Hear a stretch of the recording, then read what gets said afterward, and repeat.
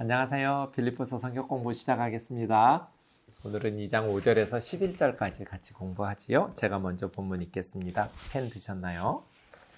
너희 안에 이 마음을 품으라. 곧 그리스도 예수의 마음이니 그는 근본 하나님의 본체시나 하나님과 동등됨을 취할 것으로 여기지 아니하시고 오히려 자기를 비워 종의 형체를 가지사 사람들과 같이 되셨고 사람의 모양으로 나타나사 자기를 낮추시고 죽기까지 복종하셨으니 곧 십자가에 죽으심이라.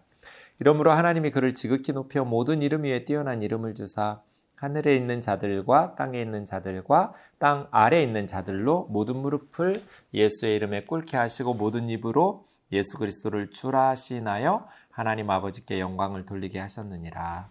아멘. 자, 이제 해석할 시간이죠. 질문이 뭐예요?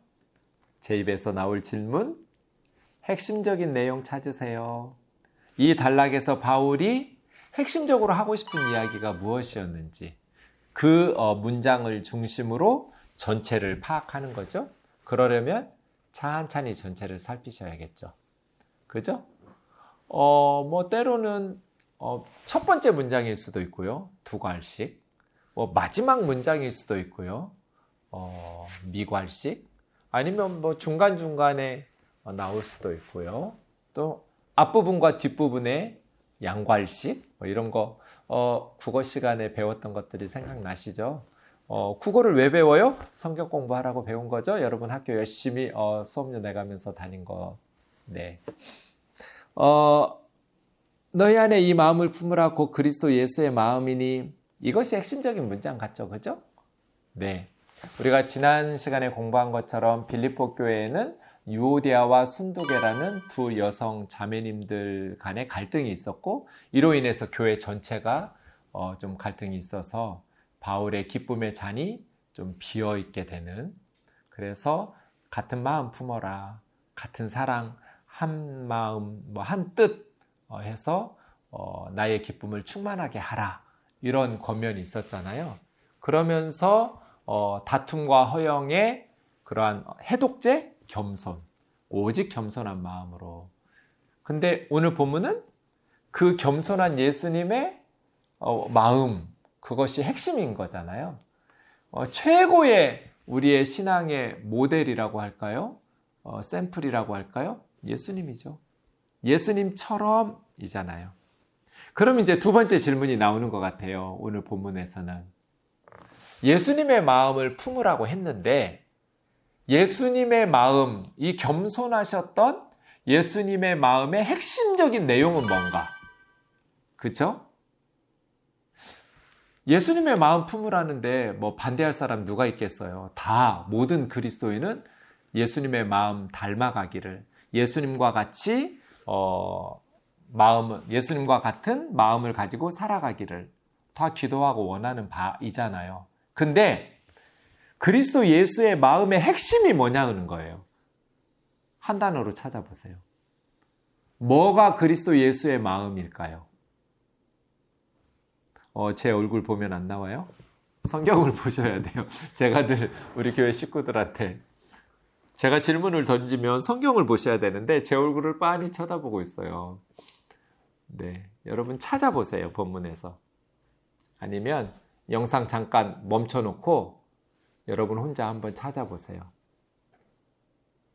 너희 안에 이 마음을 품으라. 곧 그리스도 예수의 마음이니, 그리스도의 예수의 마음이 무엇인지 정확하게 파악하고 해석이 돼야 우리가 그것을 품을 수 있잖아요. 핵심 단어가 뭘까요? 그는 근본 하나님의 본체시나 하나님과 동등됨을 취할 것으로 여기지 아니하시고, 여기는 핵심 단어는 안 나오는 것 같죠, 그죠? 오히려 자기를 비워. 저는 이게 핵심 단어 같아요. 비워. 케노시스라고 하잖아요. 케노시스. 텅 비우는 거예요. 너희 안에 이 마음을 품으라. 곧 그리스도 예수의 마음이니. 오케이. 나는 크리스찬이야. 나는 예수님의 마음을 품고 살 거야. 근데 예수님의 마음이 어떤 마음이지? 겸손인데, 겸손이 뭐지? 자기를 비워. 그러니까 저는 이렇게 바울이 생각하면서 글을 썼다고 생각해요. 예수님의 마음은, 원래 예수님은 하나님의 본체시잖아요. 성육신 하시기 전에 근본 하나님의 본체이시고 하나님의 본체이심에도 불구하고 하나님과 동등되게 여길 것으로 취할 것으로 여기지 아니하시고 자기를 비우셔서 종의 형체를 가지사 사람과 같이 되셨고 사람으로 나타나사 자기를 낮추시고 죽기까지 복종하셨으니 십자가에 죽으심이라. 네. 저 예수님 사역 볼 때마다 진짜 자유로운 영혼이셨구나 이런 생각 들어요. 상처를 안 받아요, 주님이. 저도 필드 사역자니까 목회하다 보면 상처받을 때 있거든요. 근데 주님은 정말 억울하게 어떤 바리새인이나 서기관들하고 비교할 수 없는, 주님은 어찌 보면 예수님은 저자 직강이잖아요. 예수님이 설교하고 가르치시는 거, 예수님이 구약의 율법들 다 만들어서 주신 분인데 바리새인들이 예수님 틀렸다고 막 이렇게 논쟁하는 거 보면 진짜 가소로운 거잖아요. 그렇게 억울하게 하고 예수님을 무시하고 멸시하고 이러는데도 별로 상처를 안 받아요, 주님이. 그냥 여유 있게 사역을 하신다고 그럴까요? 자유로운 영혼이라고 말하는 의미는 그런 뜻이에요. 왜 그랬을까요? 사람들이 무시하고 멸시하는데 왜 예수님은 자존심을 상해하지 않을까요? 왜 모욕을 당했다고 길길이 날뛰면서 이렇게 보복하려고 하시거나 흥분하지 않으실까요? 비우고 내려오셨어요. 케노시스. 그래도 사람들이 나를 요 정도는 대접해 주겠지? 이런 게 없었어요. 그냥 세상에 내려와서 나는 섬긴다. 작정하고 오신 거예요. 사람들이 요 정도는 인정해 주겠지. 이게 없었어요. 이게 케노시스예요. 자기를 비우는 거. 하나님, 본체 하나님이세요. 근데 하나님처럼 대접은 안 해줘도 그래도 내가 그렇게 많은 병자들을 고쳐주고 그렇게 많은 귀신들을 쫓아내고 그들을 사랑으로 이렇게 돌보고 섬기면 그들이 나에게 요 정도 대접은 해주겠지, 이 정도 인정은 해주겠지, 이런 게 없으셨어요. 그런 예수님은 그렇게 엄청난 사랑을 쏟아 부으시면서도 가룟 유다 배신하잖아요. 그런데 여러분 요한복음 보세요. 끝까지 가룟 유다를 품고 사랑하세요. 보호하시고 겉으로 굉장히 냉정하게 하시는 것 같지만 끝까지 가룟 유다에게 예수님은 가룟 유다 발 씻어줘요. 세족식 할 때. 너 나 팔아먹을 놈이지? 네 발은 내가 왜 씻어줘? 이러시지 않으세요. 예수님은 땅에 내려오실 때 다 비우고 내려오신 거예요.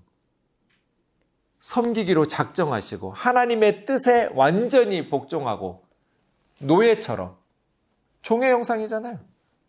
자기를 비워 종의 형체로 자기를 낮추시고 죽기까지 복종하기로.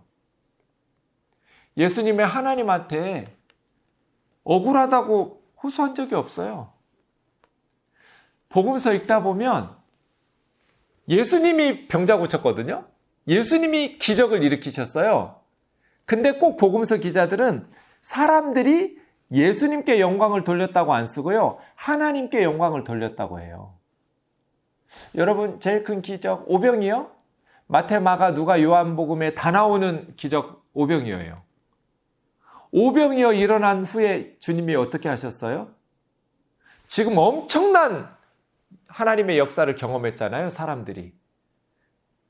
보리떡 5개, 물고기 2마리로 5,000명이 배불리 먹고 12강주리가 남았어요. 전무후무한 하나님의 은혜와 기적을 경험했어요.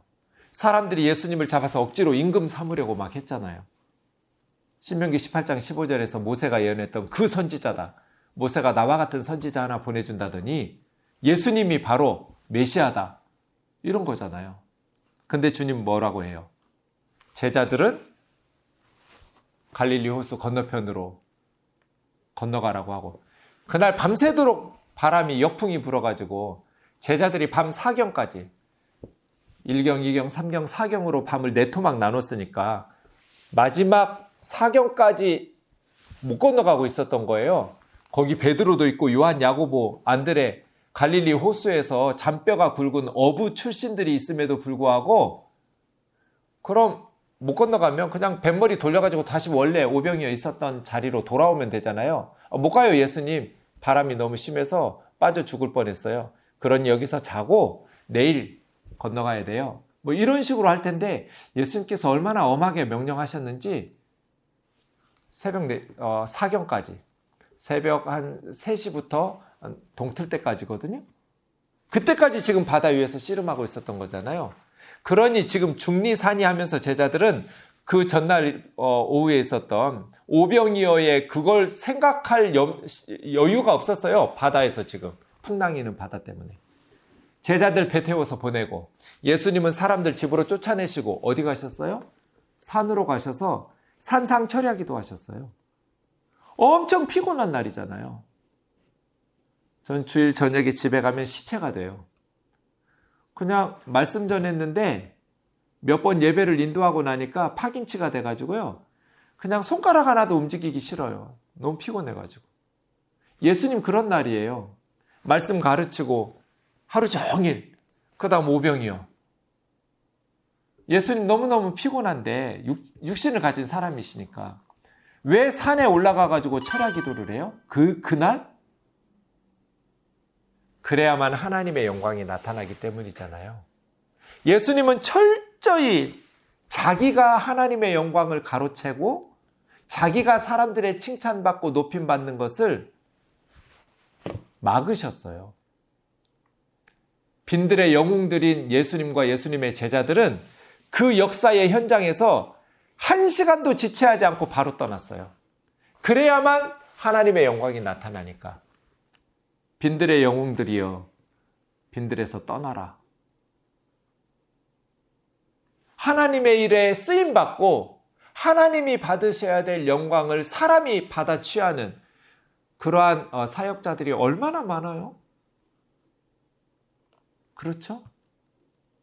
주님은 그런 사역자가 아니었어요. 철저히 자기를 낮추시고 죽기까지 복종하시는데 하나도 상처받지를 않아요. 왜? 비웠으니까요. 작정하고 세상에 내려오신 거예요. 성육신할 때. 하나님과 동등됨을 여길 것을 조금도 원치 않으셨어요. 천사만큼은 인정해 주겠지. 그 정도는 대접해 주겠지. No! 완전히 자기를 비우고 내려오셨어요. 저는 항상 목회하면서 이것을 기억해요. 제가 뭔가 교회에 기대하는 게 그래도 나에게 이 정도는 해주겠지? 그런 기대가 있으면 그거에 미치지 못할 때는 실망할 거잖아요. 어떻게 나를 이런 식으로밖에 취급 안 하냐고 상처받을 수도 있잖아요. 그건 예수님의 마음이 아니에요. 그리스도 예수의 마음은 비우는 거예요. 얼마만큼? 완전히 죽기까지 자기를 하나님의 뜻에 복종시키면서 오직 하나님께만 영광을 돌린다고 작정하고 내려오시는 거예요. 그러니 상처를 안 받죠. 저는 우면동 교회에 기대가 없어요. 나에게 이 정도는 해주겠지, 뭘 해주겠지. 아니요. 원하는 게 없으니까 자유로워요. 하고 싶은 대로 해요. 내가 교회를 사랑하고 나는 교회를 사랑할 의무만 있지 교회로부터 뭔가를 받아야 될 권리는 없어요. 사랑할 의무는 있어요. 교우들이 나에게 목사님, 담임 목사니까 이렇게 해주세요, 이렇게 해주세요. 오케이. 기꺼이 하나님 기뻐하시는 일이라면 생명도 아깝지 않아. 근데 이 정도 했으니까 이 정도는 해주겠지, 이 정도 대접은 해주겠지, 그게 없어요. 그러니까 네, 상처받을 일이 없어요. 다양한 사람들이 모여요. 교회는 뭐 다 목사 좋다고 하겠어요? 억울한 소리 들리기도 하고 오해를 받기도 하고 상처되는 말들을 듣기도 하죠. 근데 그런 거 뭐 좋은 거라고 받고 그래요? 그냥 그런 말 들었을 때 노 땡큐 하고 안 받으면 되잖아요. 상처를 주면 그걸 왜 덥석 받아요? 반사하고 안 받으면 되죠. 왜 받냐면요, 비우지 못해서예요. 아예 그냥 나를 죽기까지 복종하겠다고, 나는 교회를 섬기고 사랑할 의무만 있을 뿐 교회로부터 무엇인가를 받아야 될 권리는 없는 사람이라고 생각한다면, 왜냐하면 이게 예수님의 몸이니까, 나는 예수님의 십자가의 사랑을 받았으니까 그거면 됐다고. 월급을 안 줘도 상관없고요, 그냥 교우들 사랑만 하다가 은퇴하면 좋을 것 같아요. 그럼에도 불구하고 분에 넘치도록 제가 받아요. 우면도 교회가 저에게 자꾸 뭘 줘요. 그게 고맙긴 한데 부담이 돼요. 우리 교우들은 교회에다가 돈 내가면서 봉사도 하는데 나는 그거 좀 했다고 돈을 받네? 그래서 처음에는 굉장히 하나님 앞에 그게 너무 송구해서 자비량으로 사례비 안 받고 그렇게 사역하면 좋겠다 했는데, 제가 너무 무능해가지고 이렇게 자비량은 못 하더라고요. 뭐 어쨌든 예수님의 마음은 어떤 마음이냐면요, 이거 좀 어려운 마음이죠, 그죠? 부담 없이 성경 공부를 시작했다가 된통 당한 느낌이에요. 케노시스, 비워. 주님은 다 비우고 내려왔어요, 세상에. 이게 그리스도 예수의 마음이에요.